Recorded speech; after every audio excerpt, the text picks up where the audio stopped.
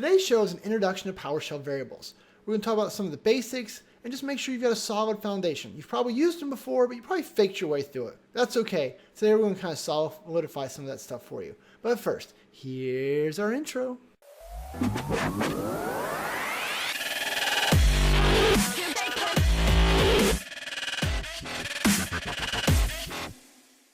Hi, my name is Shane Young with Bold Zebras. Those guys.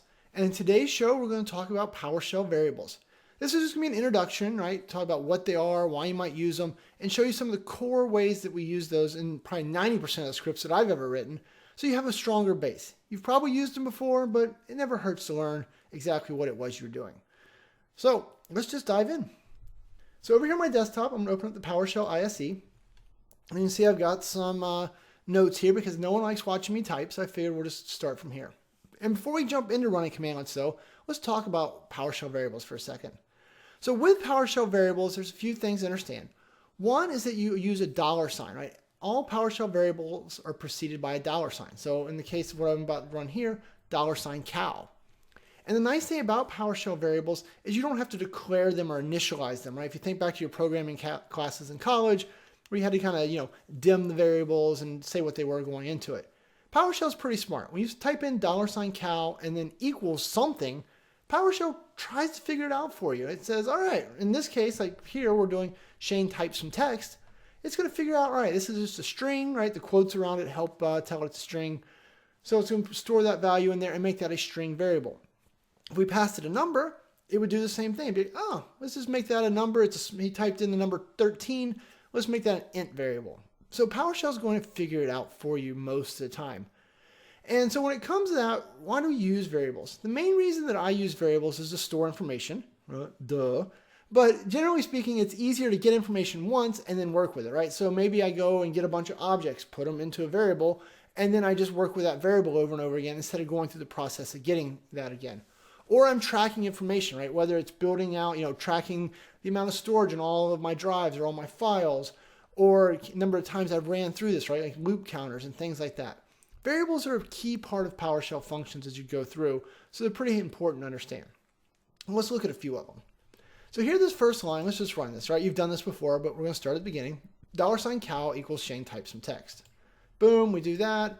And then if we just type in $cow, you can see it just puts on the screen. Shane types some text, right? It's like, all right, he put some string information in here, and then now $cow represents that string. So then we could work with it, right? And I know write host is a bad guy, but I've got a video on why I like write host, right? So you can go down the bottom and check that out if you haven't. But, write host, the variable contains, so write this to the screen, $cow, and then that was cool. So if we run a line like this, boom, you can see the variable contains Shane types some text. That was cool. So just a great way to have some string information and be able to use it. Now, what you can also do though, so in this example, I broke it up, right? I closed my parentheses, did cow, and then started a new set. And the example here, what I did, if you run this one, I get the same exact output, but what I did was inside my parentheses, I just put $cow. So write host is pretty smart. It says, hey, if he does the quotes like that, and he puts the variable in there, we're just going to expand out the variable for him. Cool. But what if you want to actually show your variable's name? So in this example, I did that. I said the variable cow contains cow. That was cool. Let's run this and see what it looks like. So here you can see the variable $cow. So what happened is I used a single quote. So with write host, if you do a single quote inside of there, then what you're going to get is the variable name. So it's not going to expand out the variable. It's just going to give you the variable name. So sometimes when you're writing messages to the screen, things like that, that's a handy thing to have in the back of your mind. You can also use, I think it's called the grave accent. I don't know. It's a thing. It's like in the top left-hand corner of my keyboard. Not escape, but underneath that, underneath the tilde. But you can put that little character in there. And if you do that, then it will also escape out. So just one of those little tricks to put in the thing. I've literally never in my life used this, but it is part of it. So that's the first, right? Working with strings. Pretty simple. Now that I've got it in there, I could do any of my string methods, the replaces and all that, right? And there's a video down below on string manipulation if you've never done any of that. So that's a simple example of a variable. You can also, with variables, let's look at my pig variable. So $pig equals get child item. So with variables, you can also use a command or a whole group of commandlets to build up what you want to store in there. So in this example, right, if I type in get child item, it's just going to show you all of the folders and files in this directory for me. Pretty cool. But what I can do is I can take and we can just run this line. So $pig, get child item. And so then now if I type in pig, I've got the same exact results, right? All of the contents of that. And it's not just the text from the screen. Remember, PowerShell works in the objects. So it put all of those objects inside that variable. So I can work with them just the same way that I'm used to. And so for example, here I might do something like a Foreach loop, right? So Foreach, $thing in pig. And if you're not familiar with Foreach, there's a video below. You're going to notice a common theme. But there's a video that breaks that down. But so I'm going to say for each thing, so each object inside of pig, right to the host, the file name is thing.name. And so if we run just this set, let's run that. There we go. For every one we got, the file name is 3D objects, file name is contacts, blah, blah, blah, blah, blah. Lots of files. Let's clear our screen off.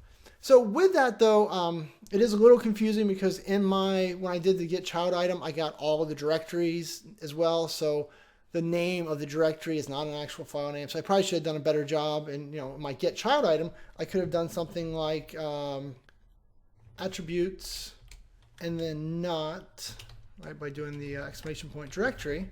And so then now if we run that line, boom, like that. And then now if we type in $pig, we can see that we just got the files and not the directories. Anyway, not something we were trying to learn today, but thought it was a good little quick thing to show you. So I'm so nice. All right, so that gets us into pig. So then we can also do, as I alluded to earlier, we'll clear our screen off, we can do things like math. So $math equals 5 plus 5. So run that line. And then we do $math. What do we get? Math is 10. So it was able to, take our equation, 5 plus 5, it added two numbers up, and it stored that number, that integer actually, into the math variable. So with that, you can do crazy things like maybe we want to do some addition. Because one of the other things you can do with variables is you can self-reference. So I can say math equals math plus another variable or a number. It doesn't matter. So if we run this line, what's going to happen? Run those three, boom. And then I will say $math. Let me see if math equals 55. You're like, wait, why does it equal 55, right? Well, it's the whole exponentials, or essentially it was 10 plus 1 is 11, blah, blah, blah, blah, blah. Yeah, I don't know. I was confused too, right? Math is hard. It's okay. So I wrote a version to make it easier for us to understand. So let's run this. We'll clear screen first. And this one's just going to say, all right, so math equals 5 plus 5, so it's 10. For I equals 1, I less than 10, I plus plus. So we'll say right host. Math is boom, so that's what's in the math variable. Right host I is boom, that's what's in the I variable. Math equals math plus I. All right, right host new math. I'll write that in green. Fancy, I know. I like to make things fancy. All right, so now what do we got? So math is 10, I is 1, so new math is 11. 11 to 13, 16, 20, 25, 31, 38. Notice a pattern here. 46, and then 55. Hey, it's fine to validate, right? Trust but verify. So I trust that I was doing the right numbers there, but I went ahead and verified that.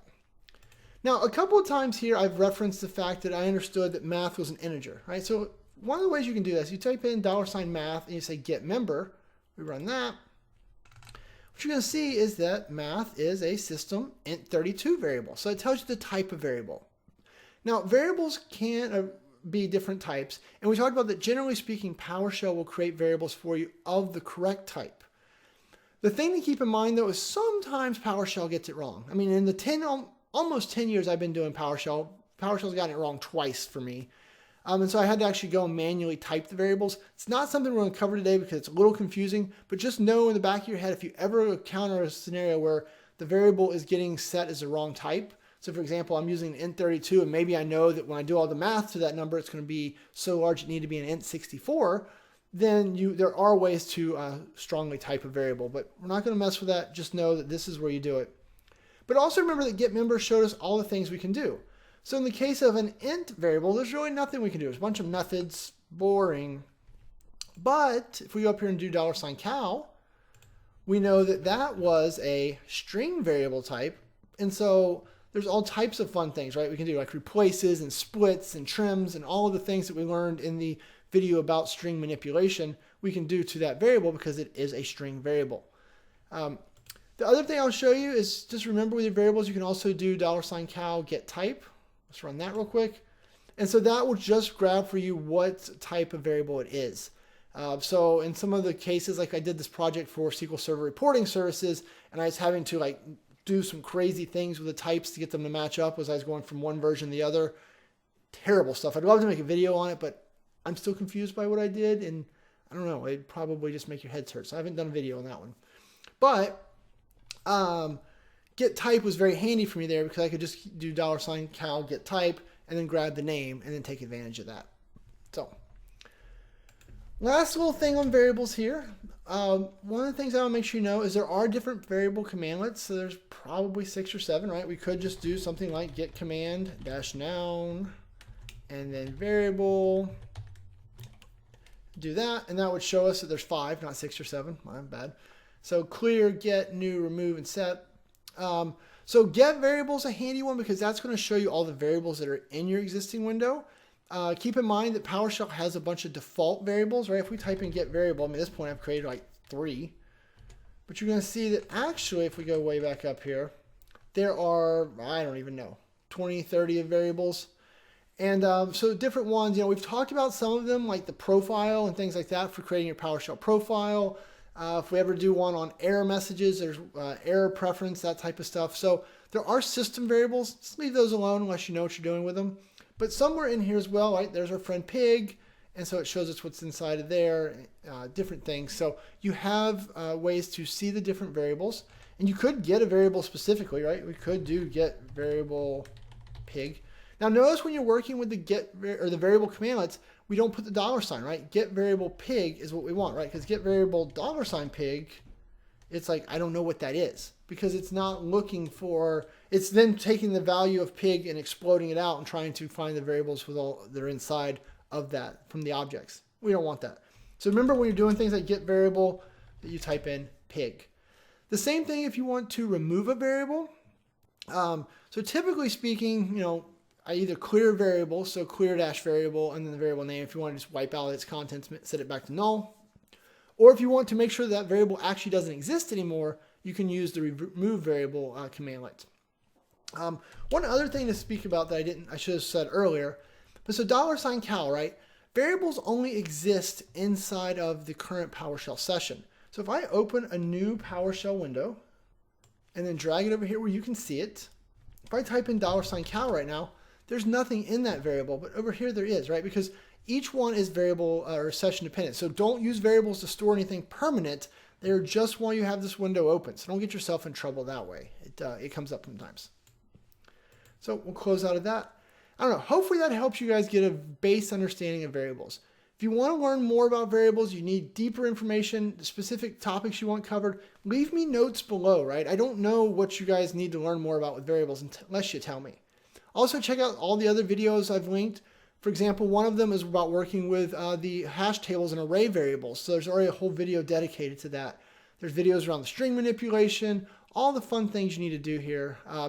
Dates have been another big issue lately that some of my customers have been running into. So there's a date video. No, not how to get a date, but how to work with the date and time functions. You know what I meant. All right, so hopefully that helps. If you need anything else from me, you know where to find me on Twitter @ShanesCows. Leave comments below, subscribe, like, email me. You know the drill. Thanks. Have a great day.